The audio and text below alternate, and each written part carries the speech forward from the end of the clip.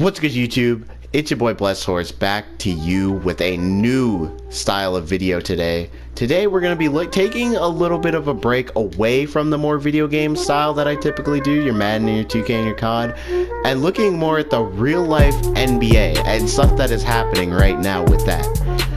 Mainly being the issue that I have with centers. Center is a position that throughout the NBA has been probably the most dominant since its creation. From the 60s with Bill Russell and Wilt to the 2000s with Shaq. The main presence down low has been a large piece for many championship rosters. But is that ever going to change? Even a small look at the most recent champions like the Cavaliers with LeBron and Kyrie, the Raptors, and even the Warriors dynasty can show that a major center is not really needed. Centers like Hassan Whiteside and Andre Drummond that don't add much shooting to a team, but purely add defense and rebounding, do not contribute as much as they used to, even only 20 minutes ago. A tweet the other day by Draymond Green I think puts this best into perspective. All big centers not named Joel, Cat, or Joker should be cheering for the Lakers right now. If Houston takes this series, it is going to hurt the value of centers even more. And I don't think that tweet could be any more true. Why would you use a big man that can't shoot if you could just use a guy that's a little bit shorter and play just as well? I believe that he has a big point. Leading more towards a 3-heavy NBA every single season means that heavy rebounders take less and less of a role every single year.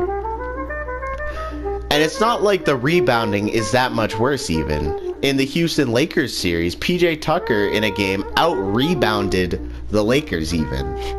So, if the rebounding and the defense levels can remain the same, but the offense only improves, why not switch to the new system? And if you're a center that can't shoot in a tight system like that, you might want to try to learn or get to it, like Blake Griffin with the Pistons. Because many teams are now looking for floor spacing centers, such as the 76ers with Ben Simmons and the Bucks with Giannis. These teams need all these shorter shooting big men because they need to open up the floor for their big non-shooting players to drive to the hoop. There's always a way to improve your roster even without using a shooting big, even though it can be much more difficult and detrimental. And really, most of the time, it doesn't work 100% unless you're in a select few. Players such as Rudy Gobert that can still be an all-star big man without the ability to shoot, but have insane defensive capabilities. Either their rim protection, their reach, or the pure terror that they can bring opposing players. Even #1 picks as of late have been non-shooting centers. Look at DeAndre Ayton with the Suns and Zion Williamson with the Pelicans. Both big men, both can't shoot, both have been extremely good talents in the NBA so far. Will we ever reach a point where there's no rebounding or defense heavy centers in the NBA? Likely not. But for the next few years, are they going to take a much smaller role? Absolutely.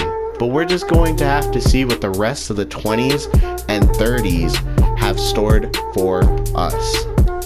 But anyway, that's it for today's video, man. I know it's a bit of a short one, but this is just a test video to see how this type of video works out for my channels.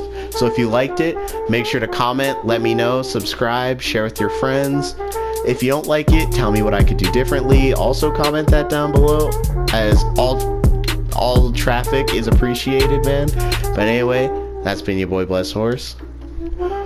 We outta.